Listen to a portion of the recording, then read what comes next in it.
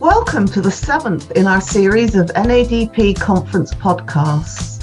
These podcasts are a series of interviews where we aim to get to know our colleagues and partners and learn from their experiences working in our sector.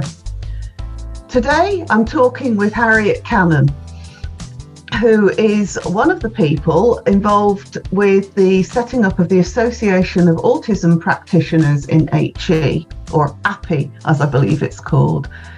So, good morning. Good morning. Good to be here. Right. To start with, could you tell us something about you and your role within your institution? Okay, so I am the Disability Advisory Team Manager within Disability Services at the University of Leeds. So we're quite a big service, split into 5 different teams, but my team is responsible for assessing all the evidence and the registration documents that come in from disabled applicants and students, and then making the recommendations for adjustments and support, so adjustments to learning and teaching and assessment. And then the other side of what we do as a team is kind of the ongoing casework that we do with students. So throughout their time at university, kind of fixing the issues, problem solving, working with students that goes on throughout their time as students. I'm an autism practitioner by background, so I used to be a disability coordinator working specifically and only with autistic students. I don't do quite as much of that now as I used to. I do still have a caseload of autistic students, particularly PhD students. I have quite a lot of autistic PhD students that I work with to kind of keep my hand in, and because it's the thing I enjoy most of all. But the rest of my time is kind of taken up by managing a team, and then getting involved in kind of the strategic stuff and representing disability services across the university, which seems to be mostly sitting in meetings and going, but what about disabled students? Yes,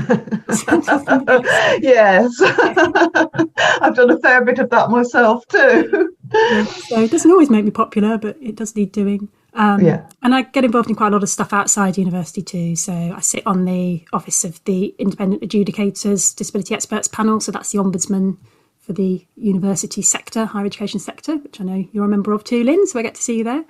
And I'm a member of the Department for Education's Autism Advisory Group. So that's talking about all things autism in relation to disabled students in higher education.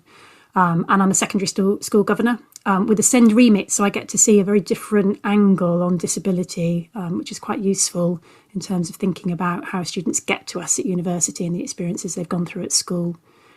Yeah, so that's all the things I get involved with. Yeah, we've been talking about, going slightly off topic here, but we've been talking a lot about language recently, and the difference in language between school and university that can cause quite a lot of problems. Yeah. I had a meeting with the SENCO at the school where I'm a governor, as we do quite regularly, and that's one of the topics that we talked about was language and the absolute difference in the way that language is used, and just the simple things like the fact that the word disability just isn't used in school. It's all, SEN or additional needs or whatever else you want to call it, and that's a problem. If you then pop up at university and start getting emails from disability services, you don't have a clue that applies to you.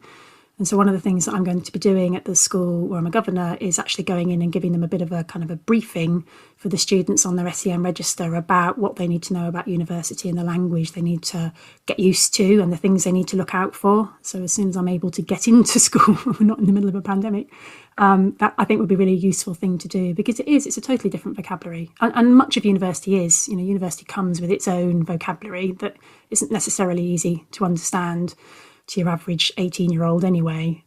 But when you add all of the disability language into it too, it just becomes very confusing very quickly. And that's something that we've had to do quite a lot of work on when we've been thinking about transition for students coming into university, and about how we phrase some of the work that we do and how we catch students. So we often talk about things like, have you had support at school? Did you have exam arrangements in your exams at school? Rather than talking about disability, to try and catch all of those people who just don't know that the word disability applies to them. Yeah, so it's very interesting that language is so different. Yeah, so I remember years ago I worked at Keele University, and a tearful first year in their first week came to me and said, I saw you helping a blind student, and I've been looking everywhere and searching online, and I can't find the SENCO office.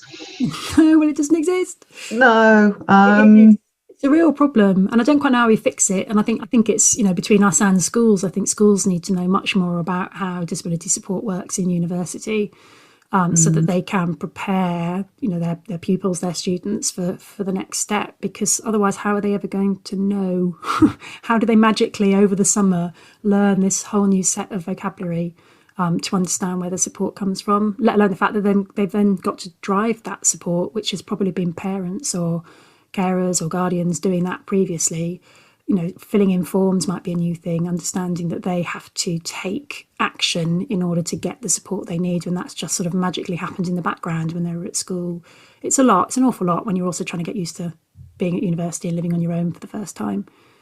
Yeah, I think so. I did some presentations for Access HE in London several years ago now to teachers at school, and I was absolutely horrified at the number that didn't even know about disabled students allowances, or how to manage it, or the fact that they actually need to be applying in the February, March, not in the September when they get to university. Yeah, and if they knew that in school, I mean, obviously not everybody goes straight from school into university, but for those who do, if they knew about DSA in schools, they could be helping students to get those forms in February, March time, so that everything would be in place by September.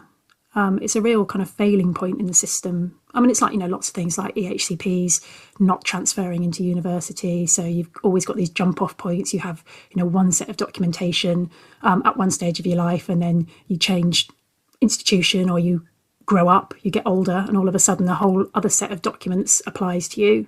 But nobody tells you any of that. Nobody teaches any of that to you. You just kind of got to find it out for yourself. Anyway, having put the world to rights on that one, because I think that's a really important topic, and I must admit, I was going through my mind, I was thinking, if you're going to be doing that presentation for school anyway, whether it be worth asking you to record that so that it could be a resource that other universities could share with schools, or do something similar. It might be a really good idea. Yeah. But what we were intending to talk about today was the Association of Autism Practitioners in HE. So can you tell me a little bit about it and the Jismail Support Forum and how it works? Yeah, so we are a network of autism practitioners working in HE, and it really exists to provide peer support to one another and to improve support for autistic students. So that's kind of our very broad remit, is to help each other out, help fill in some gaps in the knowledge and make things better for autistic students. That's kind of where we're coming from. So at the moment, I mean, we have some grand ideas, but at the moment, our main activity is run through the Jismail email group. And so it's a closed group. People have to join it, which means I have to kind of check that they're doing the right type of work to allow them in. But once they're in, they can really post questions about anything or ask for advice. So we do get lots of questions. We get lots of people who are new to the world of working with autistic students, who want to know what they need to do to set the support up, or have fallen into the common traps that those of us who've been doing this for a while have all fallen into and need to know how to get back out of them. We also use it to kind of point each other towards new research or initiatives, or to look for opportunities to collaborate. So there's quite often calls for collaborating on papers or presenting at conferences and those sorts of things. So it's really just an opportunity for people who are working in a very similar field, perhaps in different ways, to share ideas and share best practice and share knowledge, and kind of look after each other. It's kind of an extension of NADP, really. It's a safe space to ask questions and get some support from other people who know this particular world that we're in. We did hold a conference pretty soon after we formed that was very successful down in Coventry. It was a great event, brought lots of us together, and we talked about lots of the kind of main themes affecting autistic students at the time. And we keep meaning to do that again. I was just at the point of starting to plan it when the pandemic hit. So it's obviously all gone on pause now. But hopefully we will be doing that perhaps in Cambridge, because Joe Hasterell in Cambridge is one of the people that helped set this up. So hopefully we will be doing that as soon as restrictions allow us to, and we've had a bit of time to plan it, because it is good to bring people together. And we're trying to make ourselves a bit more formal. We're trying to formalise it as an association. So as I say, at the moment, we are very much a Jismail email-based network. We would like to do more than that if we can. Particularly, we would like to be able to do things like accreditation, have some form of accreditation to give people some kind of standing as an autism practitioner, and perhaps to get around some of the difficulties around mandatory qualifications for those members of staff who need to prove their qualifications in order to work with autistic students. But that's the grand plan for the future. We're not quite there yet. It sounds great. Very ambitious too. So Yeah. very happy to help out if you need any help along the way from the things that NADP have learned. Yeah, absolutely. So who are members of the network? You've said kind of related professions. So it's not just disability advisors with a specialism in supporting autistic students. Yeah, so we're quite a diverse bunch. Effectively, what we say is that if you either work with autistic students in whatever form that might take, or you're involved in something that supports autistic students or makes things better for autistic students, then you can join the network. So we've got around about 250 members at the moment, and a lot of them are NADP members because that's how they found out about it. A lot of them are disability advisors working with a remit for autistic students. But we've also got people who are mentors and tutors, so the specialist mentors and the study skills, one-to-one specialist study skills tutors, because actually they were really working in isolation in terms of understanding how to best support autistic students. And often, as is the way with support, people have tested things out and found things that work and things that don't work, and having access to a group of people who can say, well, I can see what's going on in this situation. Try this. This might work. This has worked for me before. It might not work, but give it a go is really helpful and really powerful. So we were quite happy to welcome in mentors and tutors. We've got some practice-based researchers as well, working universities who are actually doing research about autism. And often that's practice-based. And we've got quite a lot of members who are autistic, members of staff working in higher education as well. So yeah, quite a diverse bunch, but really the common theme is that we all have an interest in autism, and we've all got an opportunity to improve support for autistic students. So are you just UK based, or do you have any international members? We've got a few international members. We're mostly UK based, but we do have a few international members, mainly people who, like with NADP, who are doing something similar elsewhere and who find out about the work that we're doing here. And that's quite interesting because autism is viewed very differently in different parts of the world, and the types of support that are put in place are very different in different parts of the world too. So it's quite a good opportunity to share that knowledge and understanding with each other. It was quite useful to see different perspectives. Well, we worked together on a great document for colleges and universities last year when we just about entered the COVID pandemic. Mm-hmm. Can you tell us a bit more about it and how it came about? Yes, so that's a classic example of a quick idea that blossomed into something quite big quite quickly. And so really what had happened is that several of us, and we do, we talk to each other, we talk on this forum, and we talk to each other outside of it too, particularly those of us who have worked in this field for quite a long time and know each other quite well. And what we noticed very quickly, and not surprisingly at all, was that COVID was having a massive impact on autistic students, and especially that kind of overnight pivot into online learning and teaching. So everything stopped quite literally overnight and then changed into something completely different the next morning. And as is often the case in an emergency situation, information wasn't necessarily being shared in a clear, explicit, kind of autism-friendly way, almost never is anyway, let alone in an emergency. And autistic students were telling us how anxious they were about all of these changes and how difficult it was to navigate this kind of whole new environment and this new set of expectations that nobody had really told them anything about. And they had very little direction, very little instruction. They were already very anxious about the pandemic, and the nature of pandemic is there are rules and restrictions, and that brings with it its own anxiety. And they were just overwhelmed. They were absolutely overwhelmed. So Nikki Martin had already put together some guidance, similar sort of guidance for school-aged children and their parents. And she thought that it might be a good idea if we adapted that to be kind of COVID specific and also aimed at university students rather than school-aged children. And so we had a kind of framework to start from, which was helpful because it's always better that than starting from scratch. And so what we did is it kind of a joint effort, really. It drew on the knowledge of all of the members of the association, and everybody chipped in, and we had a shared document that people were editing as we went along, and lots of people had different ideas about things that they thought might work, or things that they had managed to put together very quickly in their own institutions. And we put together this guidance document, and what it does is it offers information, but also very practical advice about how to manage their studies at this time, but also a lot of reassurance about aspects of the pandemic. So we were trying to fill that gap of information, and it is generic, it's not institution specific, but what we wanted was to say, look, there will be somebody in your university who you can talk to find out about the support you can access at this time, or what that support might look like. Try and find one key contact, and that's the person that you need to send all your emails to, rather than kind of sending emails to everyone all over campus, which is often a response to the kind of panic and overwhelm.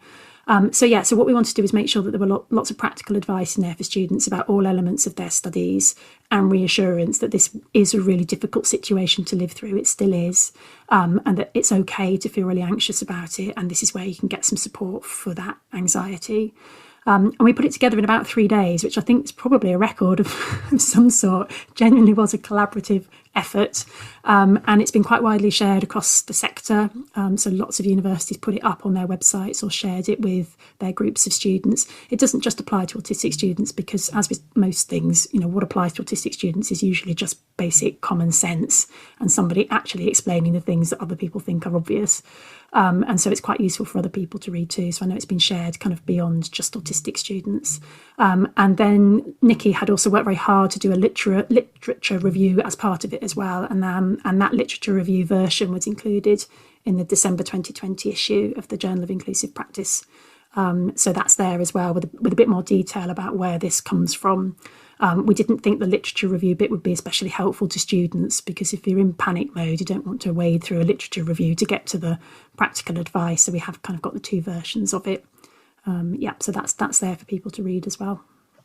Yes, the December 2020 edition of our journal is open access and up on the website, so people can get it. It's also, I think, both versions, the student version and the literature review version, are both on the COVID resource hub, which is signposted from the front page of our website if anyone wants to have a look at them. But you helped us out again, didn't you? Mm-hmm. You were a panelist for our special members webinar on using the real approach online with autistic students. Just for those that don't know, can you tell us a bit more about the real approach? Yep. So this is another Nikki Martin creation. It's a really simple mnemonic to help those people who are working with autistic students to provide support that is relevant and appropriate and beneficial to autistic people.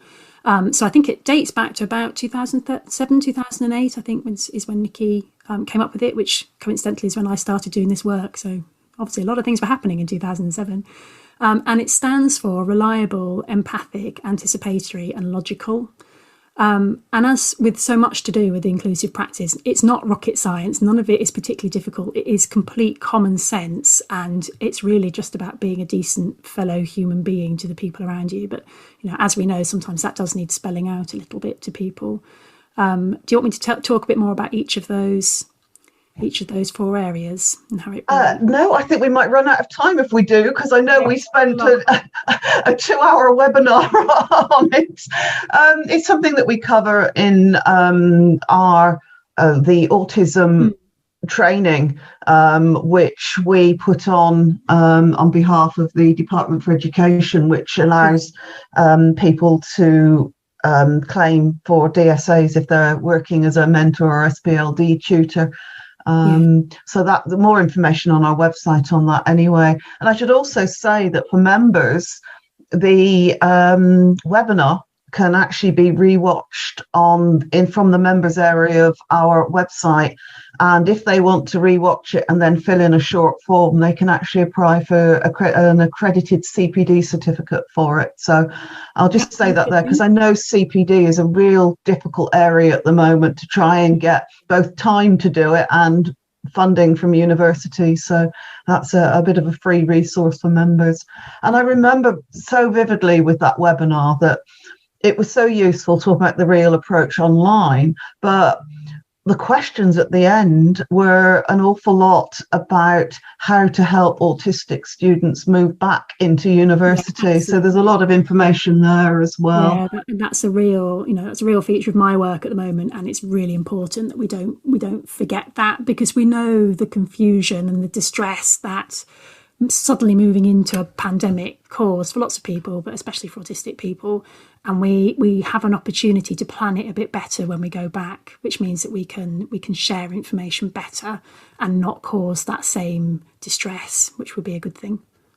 Yeah, I think it'd be quite a good idea to have a reference document or a webinar on this in isolation. Yeah. I know that in America, one of the deaf associations is doing a webinar where people can ask questions, looking at how to move deaf people back onto campus in a blended or fully on campus format, because they are also struggling with this situation. So maybe we need to talk later about what we can do to get that information further spread. Yeah. Okay, slightly different. We hear a lot about inclusivity in our roles as disability practitioners. What does inclusivity mean to you? Oh, such a big question. Yeah, it's a big question. It's very close to my heart. I sit on our university inclusive learning and teaching development team where we meet and think about all things inclusive practice and try and get it a bit embedded at the university. So we think about this quite a lot. I think I would say broadly that inclusivity or inclusive practice, as we talk about a lot, is an approach which genuinely recognises that people are inherently different and diverse, and therefore it actively seeks to enable students to access their studies and to participate fully in every part of their student journey, and to be able to demonstrate their learning at the end of it all. And that's not with bolted on adjustments, that's with activities that have actually been designed to be inclusive from the outset, which is always the bit that's a little bit tricky. And it's much wider than just disabled students. It's about all students and taking into account all of their intersectional differences and their cultures and their identities. And I think something that we've talked about quite a lot recently is that the terms inclusive and accessible often get used interchangeably, but they're actually different and they mean different things. And I think it's really important that we don't lose sight of that. So being inclusive means considering the broadest range of difference associated with just the diversity of being a human being, whereas being accessible tends to get applied very much in relation to disabled people and about adjustments and adaptations that bring that kind of parity of experience. So an activity can be accessible but not inclusive, but if it's genuinely inclusive, it should be accessible. And I think we've really got a long way to go to kind of build that understanding about what being inclusive really means. And I think universities quickly fall into the trap and get a bit stuck with the idea that bolting on an accessible option makes it inclusive, when it doesn't. That's not being inclusive, that's being accessible. And being accessible is important, but being inclusive would actually save everybody an awful lot of time and effort. So, I can give you a really good example of that from Leeds with our inclusive exam paper. So my colleague Jenny Brady and I spent 11 years battling to bring in an inclusive exam paper. And the situation was that we had a template for exam papers that academic colleagues used, and it was a poor template. It was written in Times New Roman tiny font. There were bits of instruction up in the header and in the footer, and things were dotted around. It was written in this really odd kind of passive voice, and it wasn't great. And so what we would have to do is that when students, and this was primarily autistic students, had an exam, we would often have to modify the exam paper. So we wouldn't change any of the kind of academic content, but we would change the carrier language, the instructions. Basically, the first page is what we would change, the rubric. And that was the accessible alternative. And, that was kind of okay when we had 2 students, but when we had 300 students, that wasn't sustainable. We couldn't adjust that many exam papers. It turned into a huge exercise and cost an awful lot of money. And so what we managed to persuade the university to do in the end was just to use that modified version as the template for all exams for all students. So we did quite a lot of work with our exams office and with some academic staff, and we made the changes to the standard template that we would normally make if we were modifying the paper, and then we used it for everybody. And it's been absolutely brilliant. It's worked for autistic students and other neurodivergent students, but it's also really worked for international students, so particularly those who don't have English as a first language. It's worked for students who come from different backgrounds, students from low socioeconomic backgrounds as well, particularly people who have been out of education for a long time and who just don't get the language, the weird language that was being used, and couldn't fathom the instructions. But it's also been really good to see feedback from academic colleagues too. So some colleagues are saying, well, it just saves time and it's easier. But one of the comments that I really liked was from an academic colleague who's not from the UK, who doesn't speak English as a first language, who found the template so easy and straightforward in plain English. He didn't have to play this kind of game of using this strange, arcane, very formal language and this completely illogical format in order to match what his colleagues were doing. So that was really good feedback to have as well. And it's kind of a win-win, which is the point of inclusive practice. If you do it right, you just have to do it once and it works for everybody. And that saves everybody time and effort, which is really what we all want, because nobody's got any time. So, yeah, I mean, this is particularly important in relation to autism as well, and any disability that has kind of a sensory element, because I think accessibility for so long has just been about the physical environment, ramps and lifts and those sorts of obvious things that people automatically think of when they think about disability. But actually, there's probably more people out there with sensory access requirements than there are physical access requirements. And when I'm working with autistic students, often what we're trying to work through and the greatest hurdles are about things like the challenging sensory environment, the administrative burden of being a disabled student, the lack of understanding from others, and the kind of overwhelming stigma about autism. And those are things that it's difficult to make an adjustment for. That's about being inclusive. If you can be inclusive, those things will be better. Those barriers will be reduced. So, almost every adjustment you can think of that works for an autistic student will benefit a non-autistic student. I can't think of really anything that doesn't benefit non-autistic people as well. So, whether that's writing something clearly in plain English, which is always my bugbear and campaign in life, to write things in plain English, whether it's just being explicit in instructions or giving consideration to the sensory environment or giving good feedback, those things work for everybody. So if we can just adopt those approaches from the beginning for all students, you will be benefiting all of those students who they know they're autistic and we know they're autistic, but all of those students who aren't, and all of those students who have any other disability. That means that that they need some additional support with what they're trying to do, as well as international students and other students. It just works for everybody. Yeah, I think the example is good in the fact that everyone is anxious when they go into exams. Exactly. And as we talk about so often with autistic students and high anxiety that comes with autism very often, that cortisol adrenaline response, which actually stops them thinking straight and stops them thinking clearly. Yeah. So that rubric right at the beginning is they're starting to try and read that when they're not thinking clearly. And we're not talking just autistic students, we're talking everybody that's anxious. Yeah, absolutely. So having that clear and factual and straightforward, that is one way of helping students relax enough to be able to think their way through the rest of the paper. Yeah, exactly. It's such a simple thing. And, and there was a lot of worry about what we were trying to do. And I think people thought we were dumbing down and we were making exam papers easier. And that, I did have an academic tell me a few years into that particular project that if they can't understand the question, they shouldn't be at university. But that's not the test. The test isn't understanding the question. The test is the response and the skills that you use in responding to the question.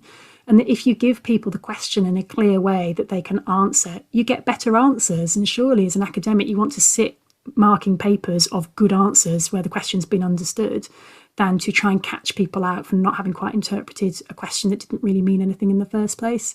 And students were getting lost. So some of those multi-clause questions where you'd have, endless colons and semicolons within one sentence that went on for almost a paragraph.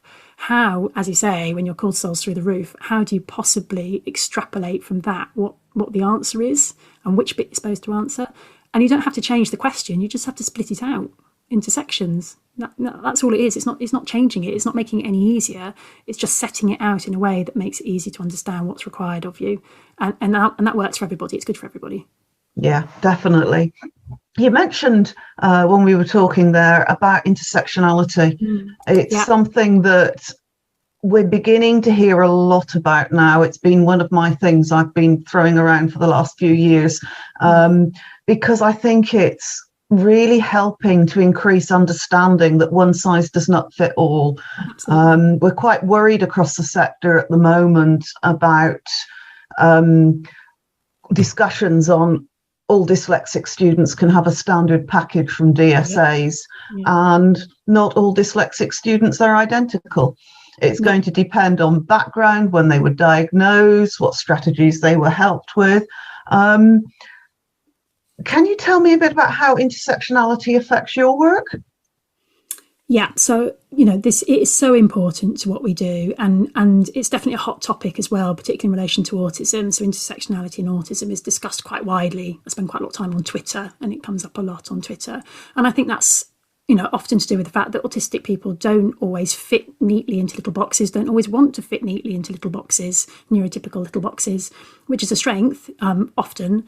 And that might be due to the intersectionality itself, or it might be the kind of willingness to identify and explore some of that intersectionality as being an interesting thing. So, yeah, I mean, it goes back to this kind of basic human response. We are all unique. We all have unique life experiences that are based on all of our different identities that we gather. And those experiences might connect with or diverge from others. And that isn't right or wrong. It just is. I really like the phrase that gets used around this, which is injustice squared, as a way of thinking about intersectionality and thinking about, when we start working with students, the journeys that they've had to get to the point where we meet them, and the challenges that they've faced and how different those challenges will be depending on their different identities. It's really important to listen to what the person in front of you is telling you, and to understand and accept their experiences, and not apply this kind of blanket approach. And I think that's particularly important around things like a shared diagnosis, like you've just been saying. So if somebody gives you the diagnosis of autism, that's not a homogenous diagnosis. You won't be the same as any other autistic person. And there's that phrase that gets used a lot, which is that once you've met one person with autism, you've met one person with autism. That's the phrase as it was. And that's so true. We have to understand that autistic people are people, and they're humans, and they are diverse, and they have very different experiences. And that happens a lot around diagnosis. So, for example, a non-binary person from a BAME background will have had a very, very different experience of diagnosis to a white cis male. That's because of the way that the medical profession has viewed autism and has viewed diagnosis without taking into account anything to do with intersectionality, which is a failing. It's a massive failing, because those are the things that block access to diagnosis, that give misdiagnoses, that inhibit access to support, that put people in boxes and prevent kind of genuine understanding of what it means to be autistic. And a lack of understanding of intersectionality is really what perpetuates inequality. It won't get any better until people understand a bit more about intersectionality. So, yeah, we have to understand the kind of multiple and distinct challenges that our students experience. We have to stop making assumptions about them because of their diagnostic label. I don't have a problem with labels. I think labels can be an extremely good and empowering thing, but they are a bit of information about a person. They are not all of the information about the person. And it goes back to that real approach. Again, it's the empathy, it's the understanding and listening to what students are telling you about their experiences, and meeting them where they are, and kind of challenging your own assumptions and your own preconceptions about them, in order to get them to the point of having the support they need in order to access the things that they need to access. So, yeah, it's a really, really important topic to keep talking about and to keep thinking about. And, it's been around a while. It's just happened to have kind of really taken flight in the last few years. And I think it's very important that we hold that in our minds as practitioners all of the time, especially around challenging some of those assumptions. And it's hard work. It's a process. You have to keep doing it. And everything you might think you know about somebody on the basis of the identity they've presented to you might be completely wrong, and you have to be prepared to be challenged on it. And that's a good thing. We should keep doing that. We should keep being challenged on it. Yeah, I totally agree with you. I've just written an article for our journal that's coming out this summer on intersectionality, taking it back to its basics and just analysing me and intersectionality to make it easily accessible for people to read, and how that actually has affected me and my life processes, so that people can start looking back. There's a nasty little phrase I think was developed in America saying check your privilege.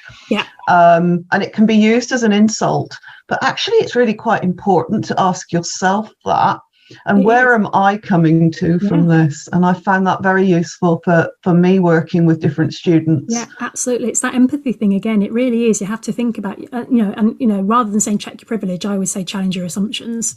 Yeah. We all make assumptions. It's a human thing to make assumptions, but you have to be open to the fact that you could be completely wrong. And that's okay. It's okay to be completely wrong. It's okay to learn something different about yourself from the people that you're working with, but you have to be open to it. It's really important as a practitioner, because we're working with humans, we're working with people, and we're often working with people who have had very poor experiences of their support so far, because they haven't been listened to, because they've had a label slapped on them that's meant a kind of a homogenous approach to how they've been supported, because they've not ever had a voice that they can use. And it's really, important for practitioners to make space for those people to be able to use their voice and to tell us what they need to tell us, and for us to respond to that rather than just responding to the label. That's really interesting. Right. One last question for you. Okay. What's the biggest challenge you have with your specific role right now? And do you have any ideas on how you're going to overcome it? Oh, well, I guess the challenge that I have is the challenge that we all have in higher education, which is there just isn't enough time to do all the things that I want to do, and to do a really good job of the things that I want to do. And I have absolutely no idea how to overcome that, because I think it's just a feature of the sort of work that we do in higher education. There is always more to do than there is time in which to do it. I think when I'm talking about autistic students and the challenges for them in particular, because that's occupying quite a lot of my mind at the moment, top of my list is, as we've spoken about, how we plan for re-entry into university, how we keep hold of some of the advantages of remote study and remote assessment, because there have been huge positives around all of that, and all of those things that disabled people have been asking for years and years and years and been told are not possible. We've just proven are entirely possible and often very successful. So we need to try and keep hold of some of that, but how we have those conversations with people to persuade them not to go back into what was normal before. So I had a great conversation with one of my autistic PhD students recently, who just said people are craving normal. They're craving normal. And so there is this kind of reflex to go back to how things were, even if how things were wasn't very good for lots of people. It's just familiar and it's safe. And so it's quite difficult and quite challenging sometimes to have those conversations around conceptualising something a bit different and that we haven't tried before and we might get wrong. But we have to keep hold of some of the stuff that's worked for disabled students, and in particular autistic students. We can't afford to lose it all when we go back to this, whatever this new normal is.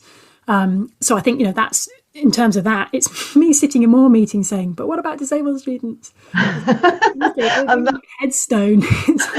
That takes us back to where we started, doesn't it? I had great advice when I first started in this world. And actually it was from when I used to work at Cambridge University, and I didn't work in the disability team. I worked on summer schools, but I had some really helpful advice from the team in the Cambridge Disability Resource Centre. And they said, your role is to ask two questions. One is why, and one is why not. So you have to ask why, and you have to ask why not. And that's what you do as a disability practitioner. And I've always kind of kept hold of that. So in addition to saying, but what about disabled students? I often sit in meetings and will say things like, well, why? Why do we do that? Why do we have to do it that way? Or why not? Why don't we do these things? I think that's really helpful advice to pass on in terms of what we do as practitioners and how we get through this next stage of challenging our practice as practitioners working in disability, but also as members of staff working in universities. That is great. Thank you so much for your time today. I think that's a really interesting podcast that will be appreciated both by our members and our listeners across the world, because we've got a lot of people listening to these. I can see where the downloads are coming from. Interesting. So, okay, thank you very much. Thank you, Lynn. Lovely to talk to you.